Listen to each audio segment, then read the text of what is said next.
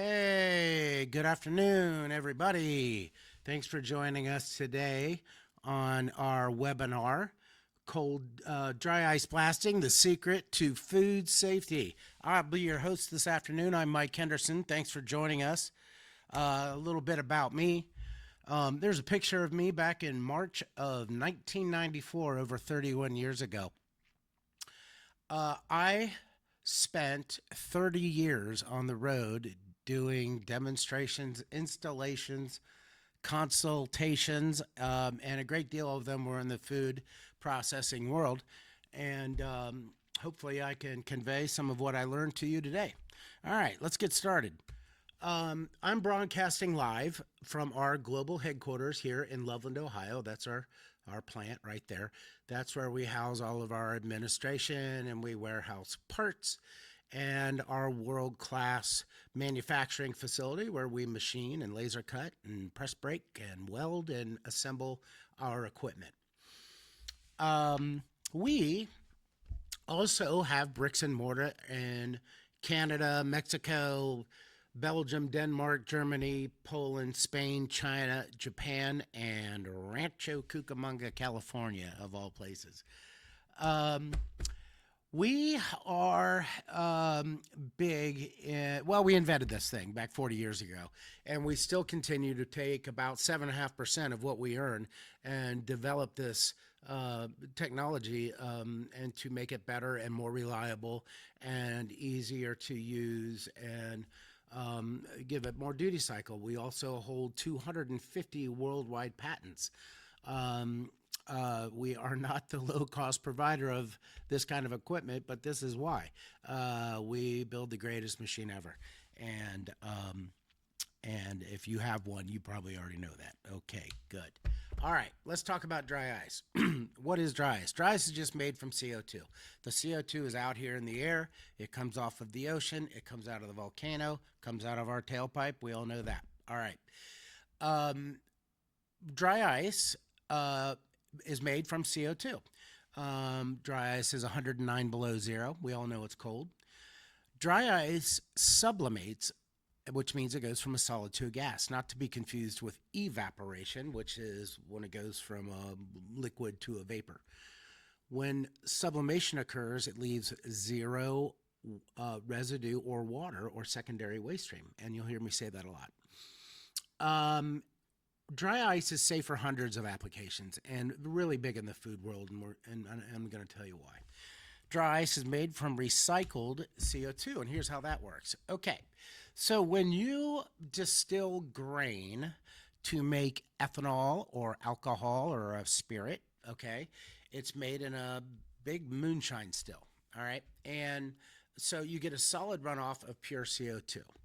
And there's also a movement now to capture the methane from farms, farm waste, animals, and composting.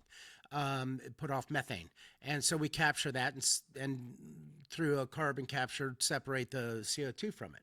Okay, so then when you take the CO2 and pressurize it, it turns into liquid, so it turns into LCO2. And that way it can be stored and trucked and traveled to a site where they're going to make dry ice out of it. So here's how that looks. Okay, so here's a guy, he's making dry ice. He's received a silo of CO2 there, LCO2 rather, and it's piped over to the cold jet machine. Now, we do make the best cleaning machine in the world, but we also make the best dry ice production equipment, and that's what that is right there. Inside that box is a big hydraulic pump, and that powers a hydraulic ram and piston, and that is behind a stainless steel barrel and extrusion die. When we feed the LCO2 into that barrel, it experiences an atmospheric pressure change and flashes into a snow. So you get a snowstorm going in that barrel, and it fills up, and that activates the piston, and it shoves it through the extrusion die. We call it a spaghetti die because it looks like spaghetti when it comes out.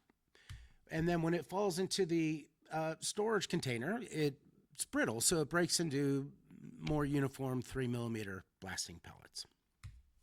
Okay, I'm going to read this because it's important. The California Air Resources Board is the toughest governing agency on the planet when it comes to greenhouse gases and related things. Okay, they state, and I quote, due to the fact that dry ice is recycled CO2, it will not contribute to your greenhouse gas score. In the calculation of carbon footprint, CO2 is counted for at the producer level. It is not counted a second time at the user level.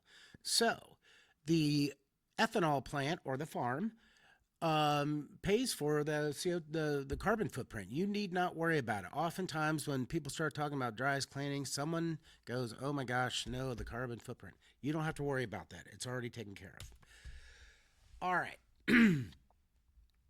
Traditionally, and for years and years since the beginning of time, people are washing things with water, and water is often taken for granted, because it's coming out of the spigot. Everybody thinks it's free. It's really not.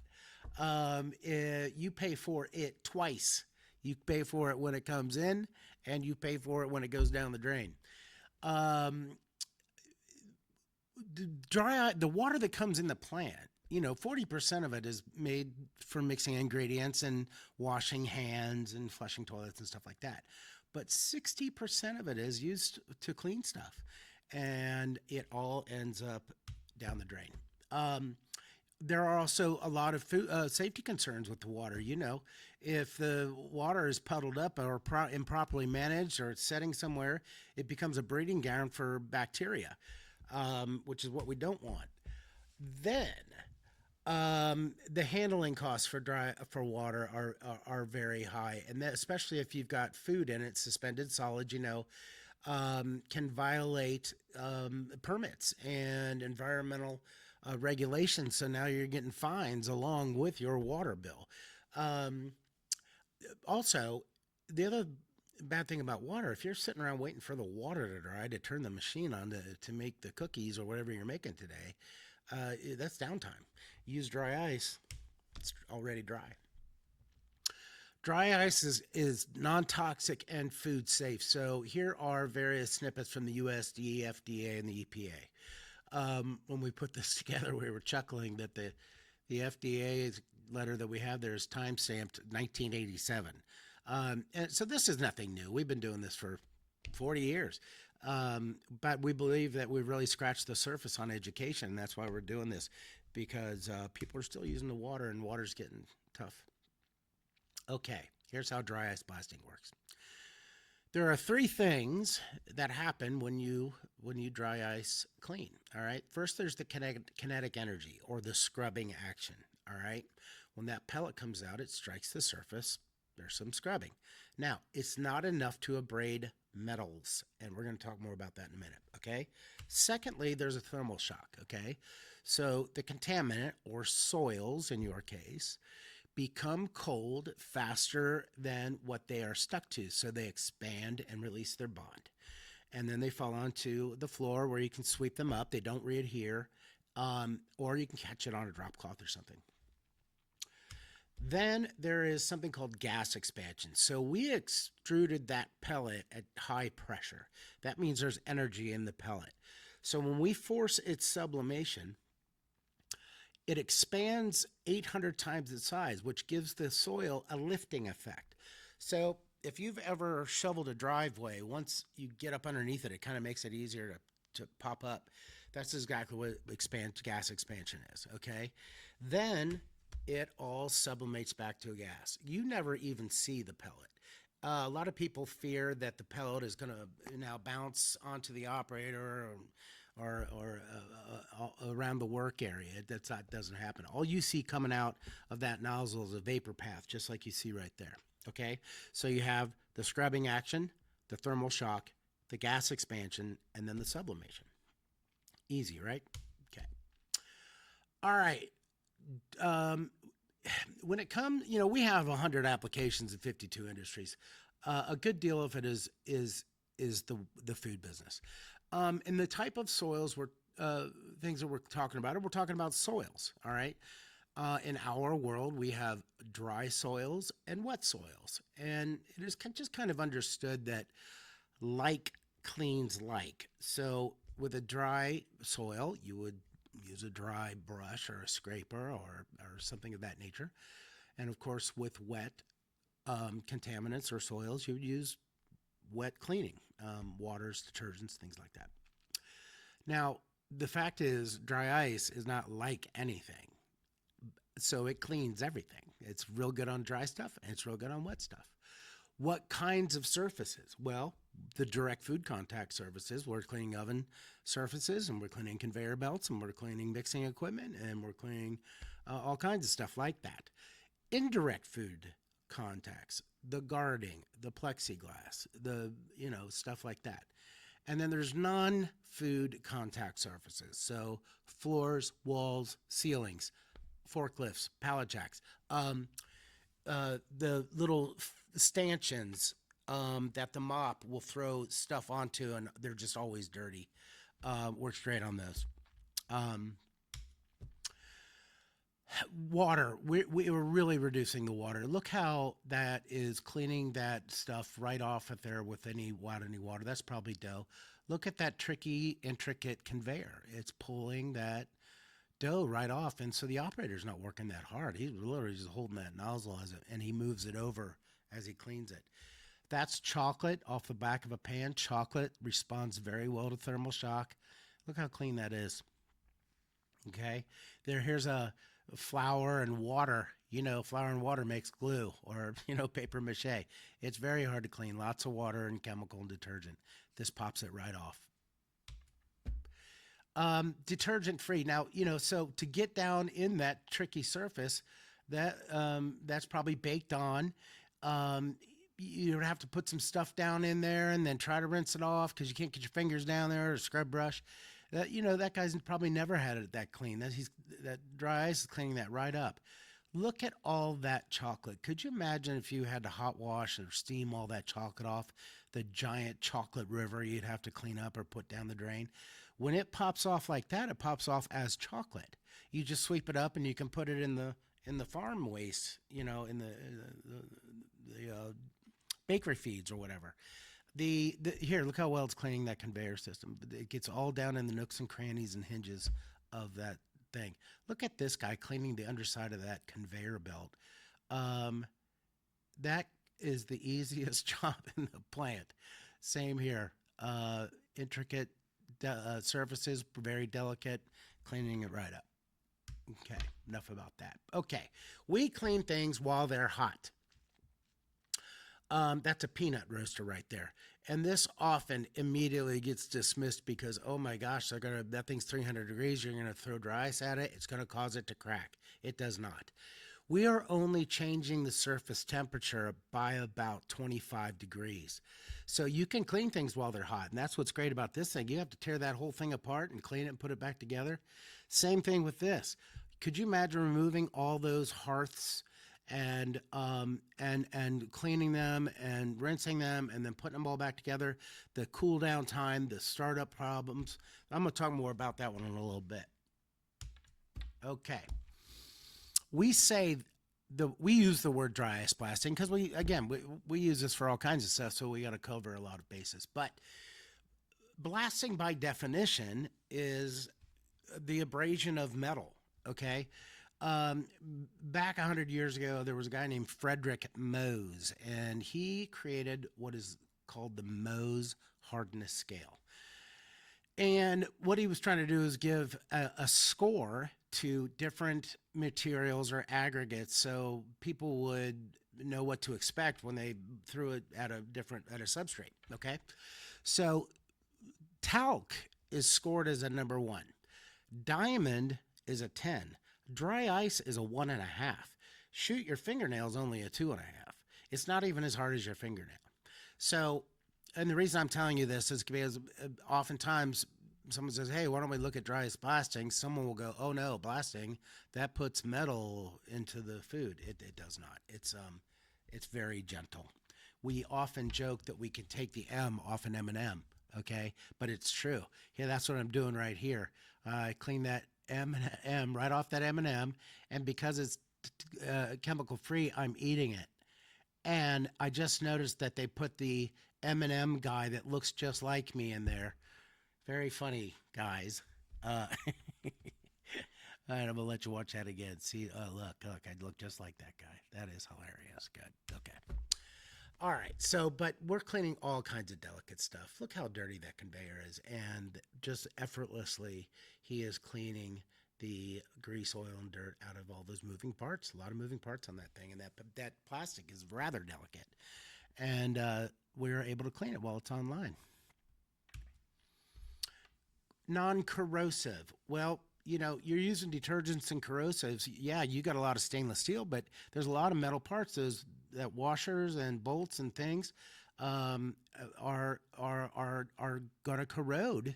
Just like here, watch this chain here. Isn't that beautiful? Look at that. um, that's because he put a corrosive on it, and now he's got a problem with that chain. And when it's corroded like that, it doesn't move as well. You can cold jet that thing with no effort, and you don't have to relubricate the chain or anything like that. I think that's great. Electronics. This is non-conductive. You can go right. You can shoot this thing right in the to electrical outlet, but it's great when you have these control panels and stuff, because they get guys are touching them all day, and they get gooey and hard to unpleasant and sticky. Also, these the data panels and control panels. That guy, I remember doing that. That guy was scared to death to let me do it, but really, we do. We're a machine shop here. We clean our own stuff like that. But when the machine is clean and the operator, the morale goes up and attendance gets better and stuff like that. But nobody likes to work on a dirty machine. Okay, this is what we're really talking about, and this is what nobody. We don't want to get on the news with a recall. Okay, that is horribly um, damaging to your reputation and so forth. Um, I looked it up. In 2024, there were some 1,900 recalls in the United States, costing food processors about $2 billion. All right, it's a big deal. We got a call here from a lettuce manufacturer, a producer that was bagging lettuce, and we went out and saw them. And sure enough, it was puddled water that they didn't see that was the problem, and we showed them how to dry ice it, and no more problem. We had the same problem with a pet food plant. That pet food plant now owns probably 50 cold jets around the planet. Okay, productivity improvement. This is a great one. I actually was pulling the trigger on that right there, and that was a long time ago. But this is an ice cream cone plant out. I believe this was out in Omaha. It's the biggest ice cream cone plant in the world. So this is a book oven. A book oven is it opens up, you pour the batter in, it closes, it goes through the oven, okay, and then out comes the ice cream cone, and then they curl it into a cone. All right. So once the thing gets dirty enough, the sugar, see that one? See right there? That sugar carbon builds up. It doesn't make very good ice cream cones. So they have to shut this thing off. They wait for it to cool down, 380 degrees. All right. Then they disassemble. They take all the books out, and then they take terry towels and soak them in caustic soda, and they put it in the book, and they shut it up, and they let it set. Then they come back and wire wheel it because it's a knurled surface. You got to get down in those grooves. All right. Then they take a water cannon and rinse it all off, and then they put it all back on the oven, and then heat it back up. Okay. Here's what happens. A, you're waiting for the oven to cool down. Time. Okay. B, the caustic soda deseasons the iron. So now you've got to throw away thousands of ice cream cones because they taste like Easy Off. They're just a huge open top dumpster out back full of ice cream cones. Then the wire wheel loses the bristles. So now they have metal detection in the packaging area looking for these bristles, and they lose them. Then when you rinse the caustic off the iron, it washes the high temperature lubricant out of the hinge, and it's very expensive to re-lubricate that oven.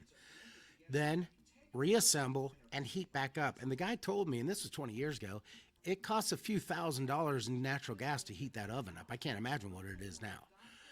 But I clean that oven in less than 2 hours without any shutdown, without any soda, without any wire wheels, without any relubrication, and without any heat up. Can you imagine the throughput that they gained and the cost savings and the well, they were thrilled. They bought plenty of our equipment, and it's become a standard for this kind of an oven. But it's the same thing with band ovens or hearth ovens or any kind of ovens. You can clean them hot and without any caustic soda and mechanical use.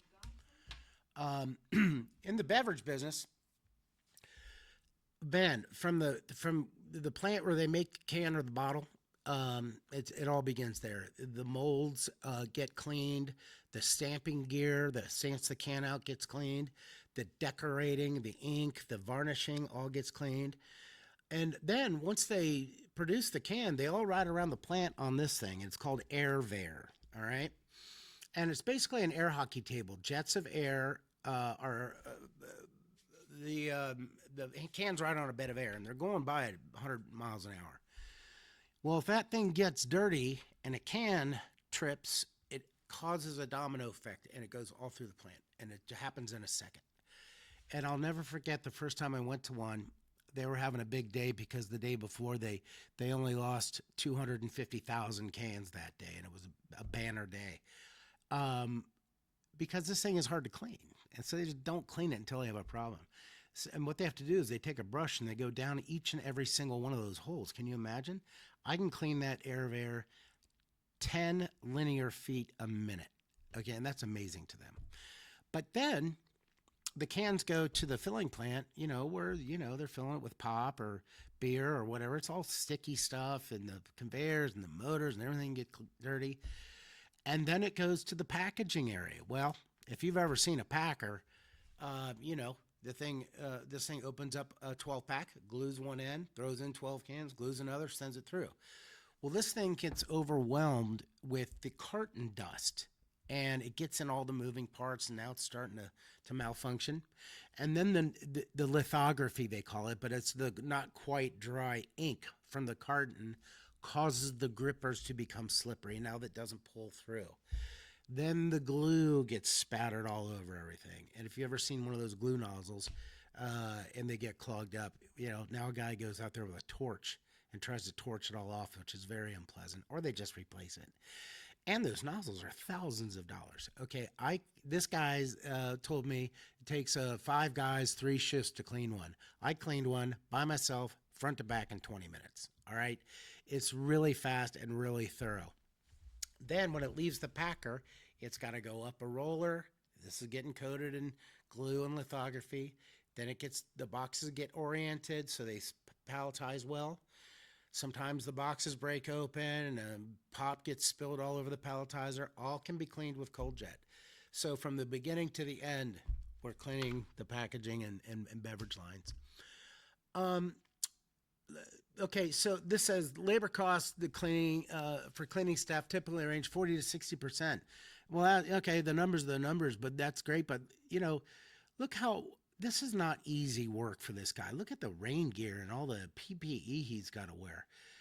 My guy on the right here is cleaning that dough off, and it's nice and cool, and it's very satisfying, and it's not killing the guy. Look at this guy. He's just wearing safety glasses and earplugs. He's cleaning that horizontal mixer. Look how beautiful that is. So anyway, the guy that gets to run this thing is the happiest guy. Look at this. There's one of those Procter and Schwartz dryer ovens with that's granola, and it's cake dipped with syrup and fruit juice and stuff, and they're hard to clean. Can you imagine all that water and granola on the floor? Look, he's cleaning that grease off that and exposing the factory paint. Again, here's the guy underneath the conveyor. That's really difficult to clean. Look at the guy on the left. What would you rather do, the guy on the left or the guy on the right? I take the guy on the right. Water. Again, 60% of the water goes to cleaning. Look at this river running through the plant with all the food in it. This is a reality, okay? On the right, no water. We're cleaning those rollers. Look how nicely that fitting is being cleaned. And the reason it doesn't get cleaned because there's no time to clean it. If you make extra time, that stuff gets cleaned. So it's the important stuff that gets cleaned, and then the ancillary, unsightly stuff just goes unnoticed. Look how well that's working on the right, and that's just can go to the farm. We can also angle it up. That's a cheese melter in a pizza plant. It kind of half melts a cheese, but they get greasy. Here's something that's got electronics in it. He's cleaning it right up. How else would you clean that? You cannot possibly clean that with water. Okay, energy savings. Okay, that is a motor. You'd think that motor was in an oil refinery. It's not. That isn't a, I'm not going to say who it is, but that's a dry ingredient company. And when the motors get hot, like dirty like that, they don't cool properly. And its design point is it needs to cool, because if it's running hot like that, it draws more energy. So that thing's running about 5 amp higher than it needs to. Now, if you're a regular size plant, and if you go around and start counting the motors, you'd probably have 1,000 motors. If they're all dirty like that, they're all running 5 amp higher than they're supposed to, that could be $30,000 to $50,000 a month in unnecessary electric bill. So, most people buy a little too much dry ice because it's better to have more than not enough. But if you simply go around and clean your motors and control panels and moving parts and stuff like that, your energy bills come way down. Okay? All right. So, here's a to-do list. We're going to get ready to clean some, right? All right. So, there's all the pre-cleaning checklist. You got to remove all the bulk food, cool things down, take things apart, wrap all the electronics, right? Because you won't get them wet. Then there's pre-trading. You got to set up containment because you don't want everything to end up over there, right? And then you start cleaning, scrubbing, scraping, detailing, picking, vacuuming, pressure washing, okay? And then there's post-cleaning. Well, you've got to pick up, collect all that water or get it into the drain, reassemble everything, relubricate, make sure the electronics are right. Okay, that's a lot of stuff. When you dry ice it, we're talking about this. All of that goes away. We're just cleaning. All right. And now you still got to sanitize. And let's talk about that real quick. So this gal's swabbing this surface. Now, if I dry ice that surface where she is, she's going to get a 0. All right. But we're not exactly sure, nor can anybody attest that because we're using compressed air, we're not sending it over here. Okay. So you still need chlorine or alcohol or however you like to sanitize. But when you're dry icing, you're cleaning everything in less time, giving you more time to do a more thorough sanitization process and better testing. It's easier on the operator, and you get a deeper, more thorough clean, resulting in improved log readings. You have less downtime, less scrap, less risk, which is the real expensive one, and you can make more product. You get more throughput. Okay, who's using this? Everybody.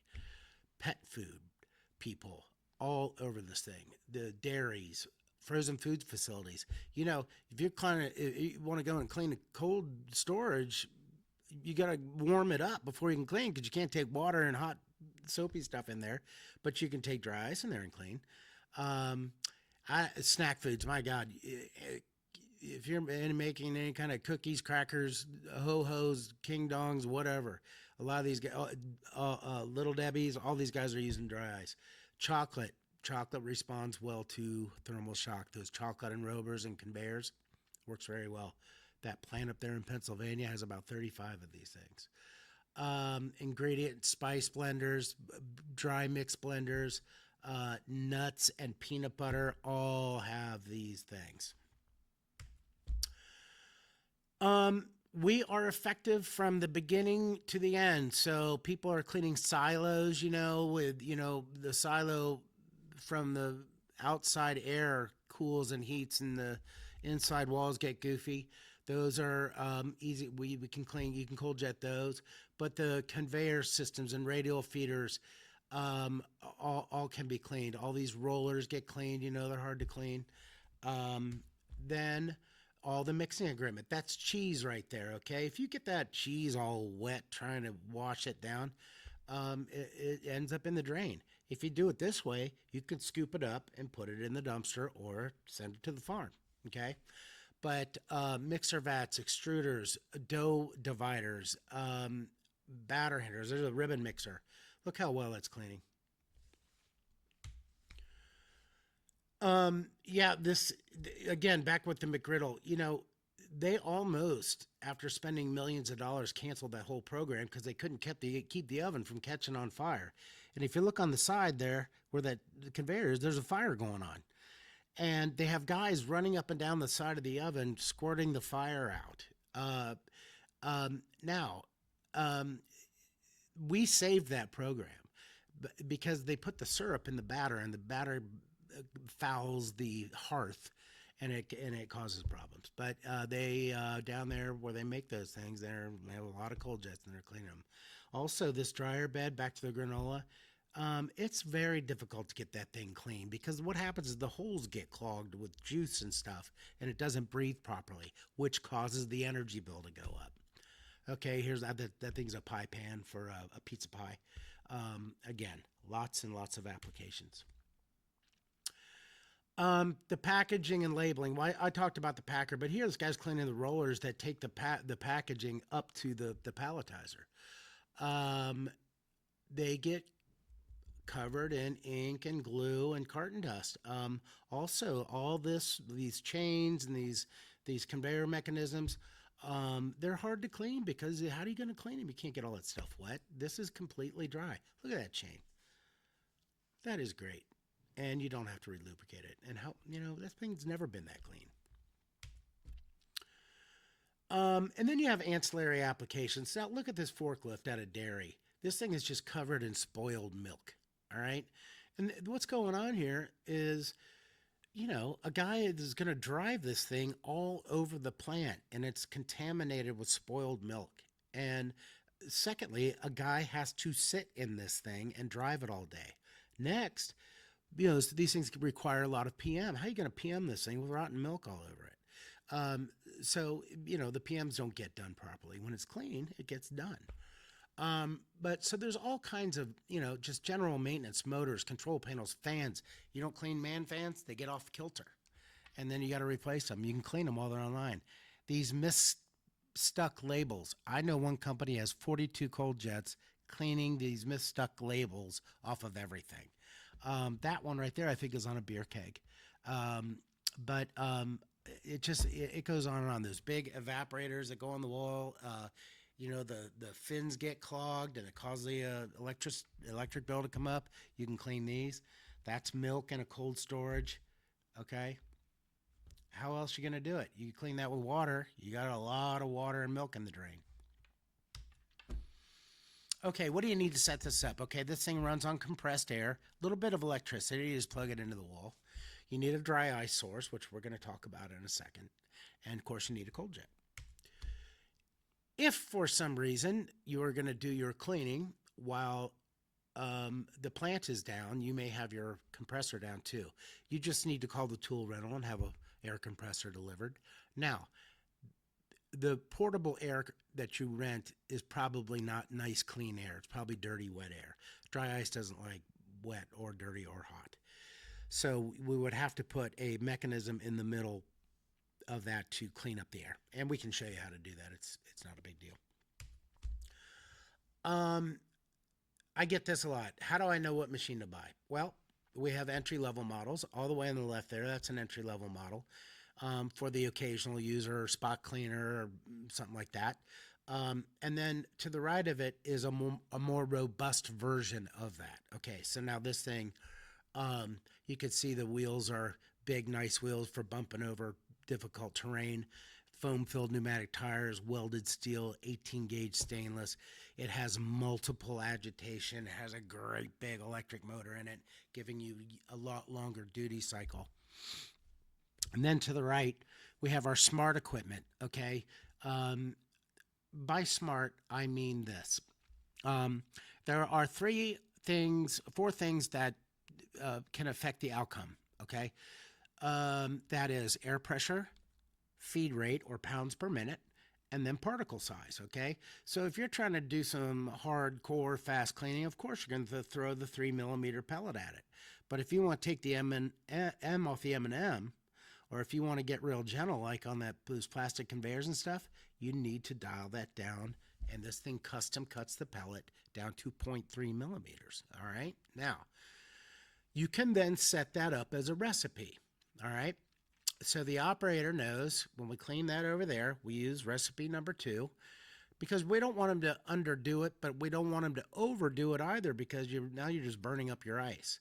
Then it sends a report to the supervisor stating, hey, Joe is cleaning today. He used this much ice and this much, ran this much trigger time. Because if you clean it with 40 pounds one week and 400 pounds the next week, we've got to understand that better.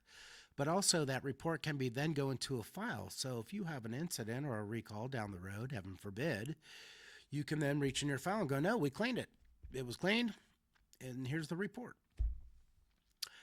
It also, it has IoT in it.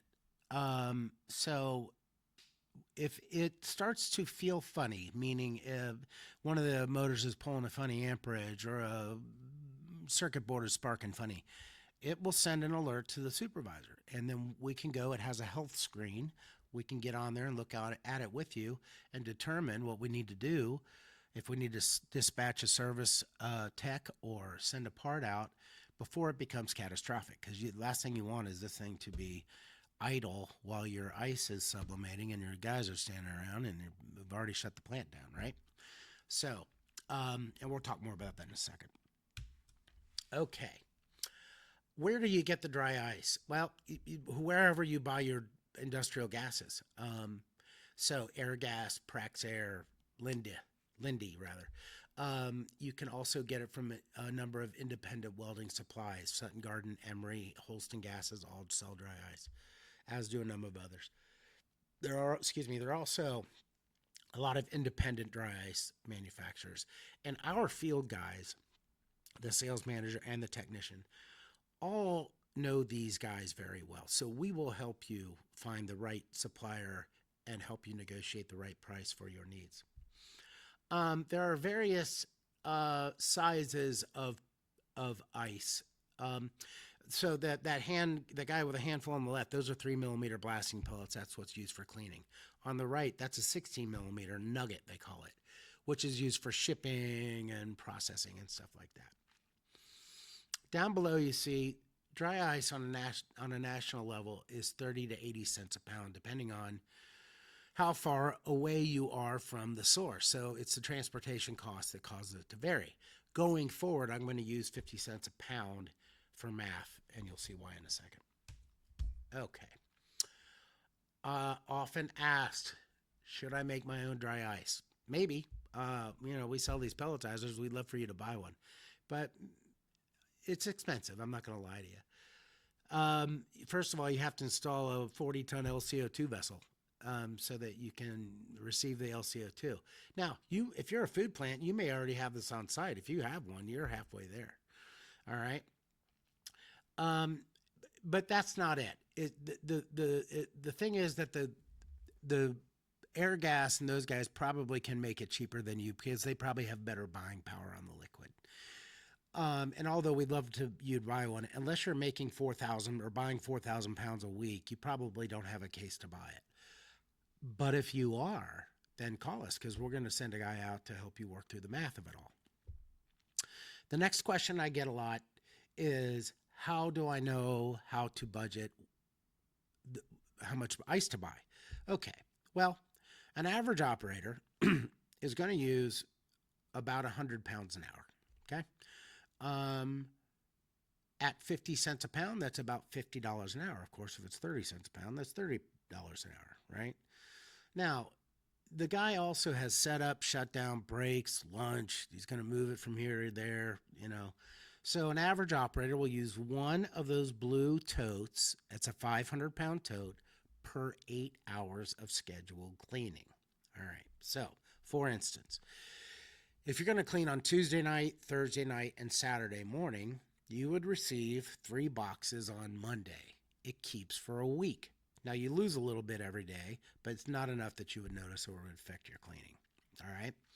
And then you break them open as you need them.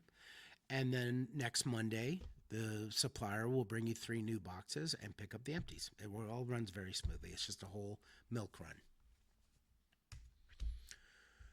How am I going to learn to use this thing? Well, we're going to train you. So when we deliver the machine, we'll set it up and train everybody. We have 24 hours tech support. We have parts right here in the plant. We can ship you overnight. Then we do something that nobody in the planet does, okay? Once a year, our field tech will call you and schedule a visit where he's going to perform a free preventative maintenance inspection. He'll put a safety sticker on the machine. He'll retrain new personnel. If it happens to need something, he's got it on the truck, okay? But if you get a brand new guy and you want to train him quick, there's a QR code on the machine. He can take a picture of that and download the entire manual and watch an entire training video right on his phone, okay? What have we learned today? Well, we've learned that dry ice is non-toxic and food safe. We dramatically reduce or hopefully eliminate all your water and chemical usage. We can clean things while they're hot and online. We've learned that dry ice is not abrasive, non-corrosive, non-conductive. We learned that we not only reduce the labor that is done is far more pleasant than the current way you're doing it. We reduce all your cleaning and sanitation time, giving you more time to do other stuff. We've learned that dry ice is easy to get and affordable. And we've learned that setup is easy and you can learn to use this thing in about 10 minutes. That is the end of my webinar. I want to take some questions. I got to go over here and do this. Okay, question number 1. Is it intrinsically safe? So this person wants to know if we can run it in a class 1, div 1 explosion area, so like in a flour or sugar plant. Well, there is a motor in the machine, so we have a spark, okay? Now, you could park it outside, and we do have a pneumatically driven motor, okay? But still, there is static in the line. So when you send pellets through a polyfoam, a hose, you're stripping electrons, so you're making static. So you have to know a lot about grounding and stuff. But we do have people that do it. They simply clean the plant to a point where there's not a lot of dust in there, and they can issue a hot work permit. So that's a kind of a plant policy thing. Can it be done? Sure. Is this intrinsically safe? No. What about PPE? Well, again, that's an in-house policy thing. Our manual says wear everything known to man because we have to cover our tushes, but really, a pair of cotton gloves, safety glasses, and earplugs are all you need, and you're probably using those already.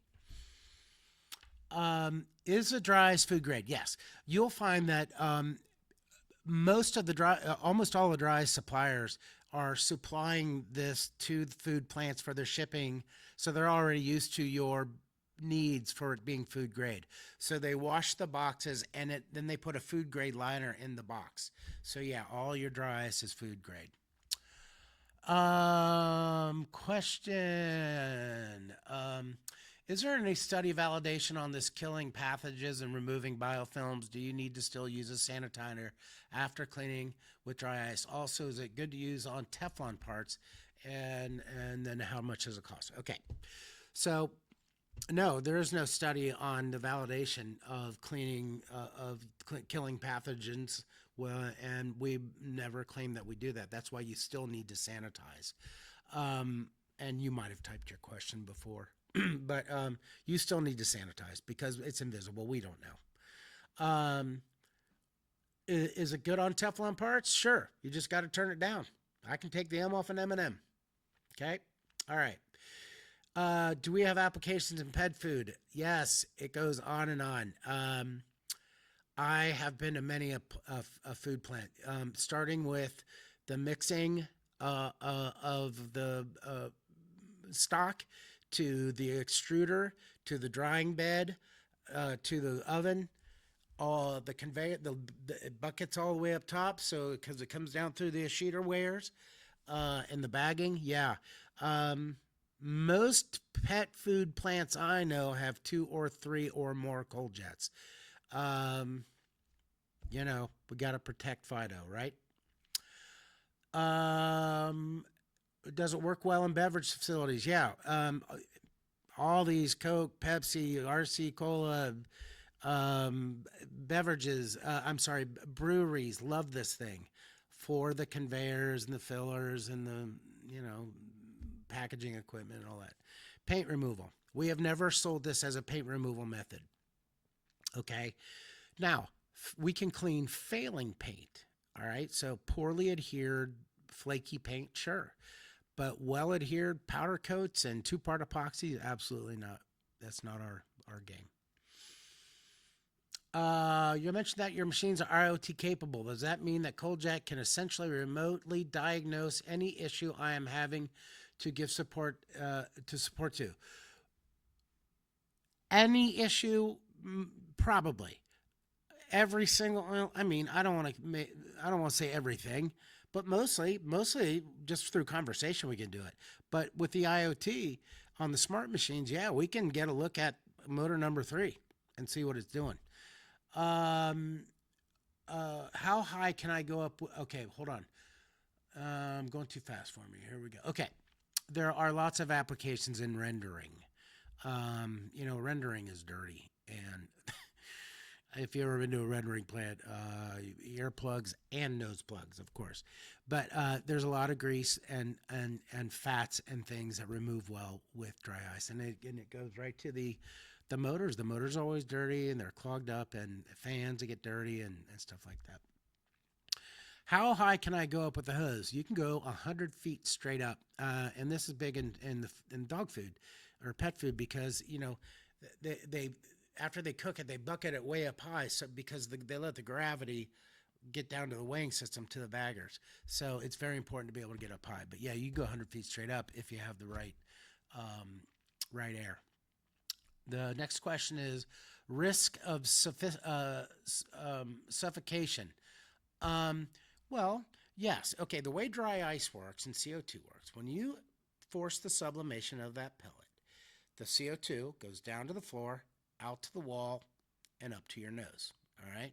If you're in a confined space, yes, you have to make up that air. You have to exhaust it and make it up. All right. Now, if you're out in a 50,000 square foot plant, it's just going to find its way out a dock door. So, yeah, you have to lock out a pit if you have a pit. So, yeah, you have to understand CO2, and we can train you on all of that. Where should the air compressor be installed to reach many areas? Well, if you are a food processing plant, you probably have compressed air piped all over the place. We just have to find the right size airline. This to do the big jobs, not micro jobs, but big jobs, you need 130 CFM of air. So you're going to want to get on a 3/4 or 1 inch airline. So you don't need to move the compressor. You simply just latch on to the already piped in air. And our field people can help you with that. How does it work for facilities with allergens and cross-contamination with material being sprayed around? Well, you would do it the same way you would do it with water. If you're making a peanut product over here and you don't want it to get over here, you've got to set up containment. The same way you would if you use water. None of that changes. We can't see where the allergens are going in because we're using compressed air. Okay. Can we use the Aero 40 or the Aero 80 for delicate parts, electronic, and which nozzles variable fragmenting would be to reduce particles less than 3 minutes? Well, there's a number of fragmenting nozzles. Yes, when you use an Aero 40 or Aero 80 product, the fragmentation is done at the nozzle. And Frankly, I like that because the operator can do it on the fly. But any one of these we have a whole line of them. Nozzles you can fragment with, and it works. It works great. Yeah. What's the difference between dry ice and steam cleaning? Well, steam's water. Water. You got the same kinds of problems. Now there is dry steam out there, which a lot of people use. It's a big expensive thing. But the problem with dry steam is that you have to have 220 electricity to hook it up to. There's a huge energy draw. Secondly, if heaven forbid someone were to shoot you with the dry ice, he's going to say ouch. You get hit with that dry steam, you're going to the hospital, and that's a fact. Does it work well for the baking dry ingredients? I guess what you're asking me is, in a bakery, can you clean the ribbon mixers and stuff? Yes, you can. Now, you have to set up containment because the compressed air is going to cause it to come out of the mixer. But you do a lot of vacuuming and stuff. Yeah, but it works real well. Does dry ice can be stored 5 to 6 days? Does it affect the quality of cleaning those last days? 5, 6 days? No. 7, 8 days? Maybe. It's not that it affects the cleaning. It doesn't feed through the machine very well. Because dry ice is a desiccant. All right, so it draws in moisture and then they stick together. So it has a hard time feeding through the machine. You'll have a hard time shoveling it out of the box. But if you keep it dry and keep the lid on it and stuff like that, there's no problem. You should have no problem. You should see no great difference in cleaning. You're using compressed air to remove debris. How far does the debris travel from the machinery, and how fine are the particles? How much cleanup is required after the blasting? Okay. Well, it varies from soil to soil. All right. But as a general rule of thumb, the debris is going to fall in somewhere 5 to 6 foot range, fall out. And you just sweep it up. It doesn't re-adhere, or you can catch it on something. I think that answers the question. How effective is the cold jet on meat and equipment? Well, what we're talking about, animal fat, you can clean all kinds of hangers and stuff like that, but you can clean stainless steel conveyors and things like that, but you get to develop a technique called squeegeing, where you get it all moving in one direction. But the big thing in the meat processing is people are taking the pellets and mixing it into the grinding and processing equipment because, there's friction down there and it causes the meat to cook a little bit or bring the temperature up. When you put the dry ice pellets in with the meat, it keeps it cool. Would this compromise galvanized or other coated steel surfaces? I've never heard of it compromising a galvanized or coated steel. No. I suppose you'd have to ask what is the coating. But no, I don't think so. Can you clean the inside of electrical panels? You sure can. Now, you don't want to go poking around in there with aluminum nozzle. You should shut it off. But yeah, you can clean a control panel right now and fast. Is this webinar recorded? If yes, would you be able to send the link? Yes, you will get, am I wrong? They will get a link? Yeah.